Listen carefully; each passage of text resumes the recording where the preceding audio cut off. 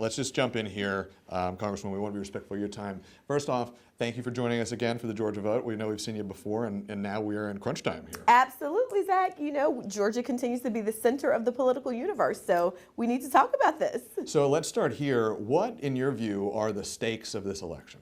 So the stakes of this election could not be more clear. Our freedoms and our future are on the ballot, Zach.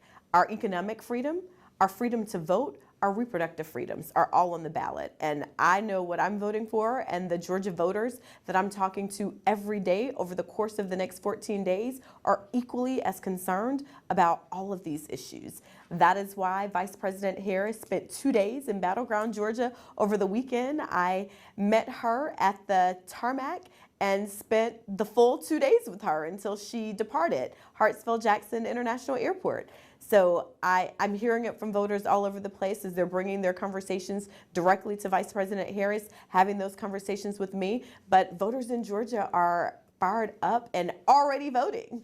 I want to talk to you about specifics. You mentioned reproductive rights. You mentioned the economy as some of the biggest issues. We hear that from voters who talk to us as well. If Vice President Harris becomes the next president, what's her plan to address these issues? So Vice President Harris has been very clear. Send her a Congress that will put a bill to codify Roe v. Wade across her desk, and she will sign it into law, restoring reproductive freedom across this country, something that Donald Trump has bragged about, overturning Roe v. Wade. We've heard it firsthand here in Georgia with the tragic stories of the death of 2 women, Candy Miller and Amber Thurman, who had preventable deaths because they could not get the care that they needed right here in their home state of Georgia. I was with Amber Thurman's parents just on Saturday at Vice President Harris's rally here in Atlanta. I was with her sisters and her mom 2 weeks ago, sitting down with them, hearing their story. And her mom has never been political, but she's decided, she actually never even voted before, but she's voting in this election because she understands what happened to her daughter, what could have been prevented, should never happen to anyone else, and she is determined to make sure that Donald Trump does not get back in the White House. So that's what I'm hearing across the board, that people are voting for their freedoms. And when it comes to their economic freedom, I've been in conversation with especially a lot of Black men who are raising families in this country who have a history in this country of not being able to build generational wealth because of so many things that have been stacked against them. And Vice President Harris has a plan to make sure that we can continue to build more Black businesses, investing in that initial capital, but also making sure that we can sustain those businesses long term. And also down payment assistance to buy those first-time homes, because we know that investment into home ownership builds generational wealth. And that is something that we need to do to close the racial wealth gap in this country, something that people are experiencing every day when trying to not just continue to get by, but to get ahead in this country. You mentioned the economy. I want to ask you about 2 other issues that we hear from voters a lot about being at the top of their priority list. That's inflation and illegal immigration. Some critics have argued that inflation has surged under Vice President Harris's role in the White House. Illegal immigration has surged during her roughly 4 years in office as well. And some critics say that she's responsible for that, since she was the sitting vice president as this happened. What do you say to those critics? So, you know, I'm a member of the United States Congress. We had a bipartisan border deal on the table negotiated by conservatives in the U.S. Senate.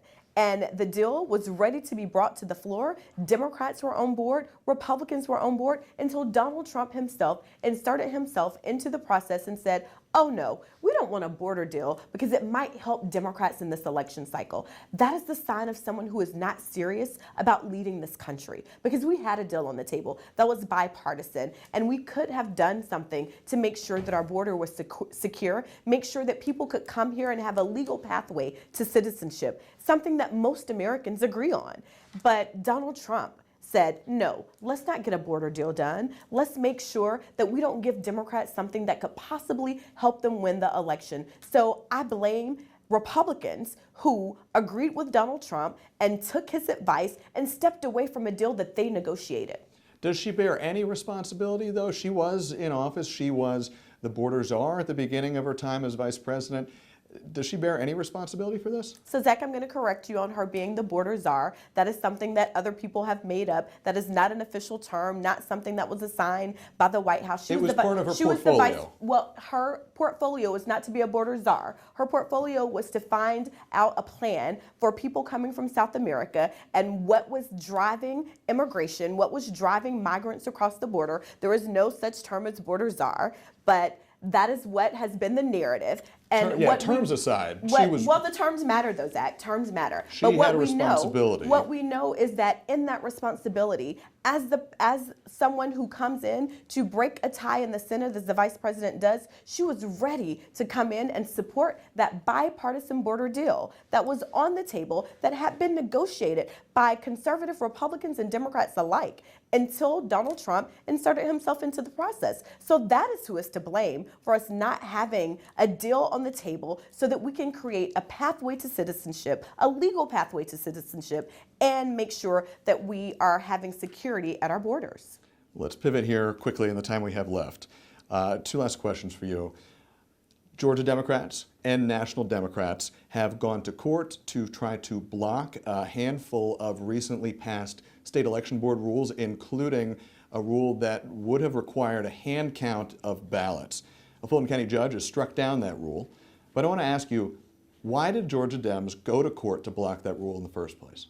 So this was never a decision about making sure that voters have access to the ballot. And Georgia Democrats stand every day to make sure that not just Democrats have access to the ballot, but every voter who wants to cast a ballot in the state should have access to not only cast that ballot, but have it counted and certified. So that's what we stand for every day. I serve in the seat that was held by the late Congressman John Lewis, so I know my obligation to stand up for free and fair access to the ballot at every opportunity. Georgia Democrats went to court over this because that rule was meant to sow confusion and chaos into the electoral process, so that when Donald Trump loses Georgia once again, he can say that, see, this didn't match up or this was the reason, but we're not going to stand for that. And a judge saw fit that this was just a ploy to create more confusion and chaos this late in the election process. So I am glad that we got this decision that is standing on the side of voters, not necessarily Democratic voters, but all voters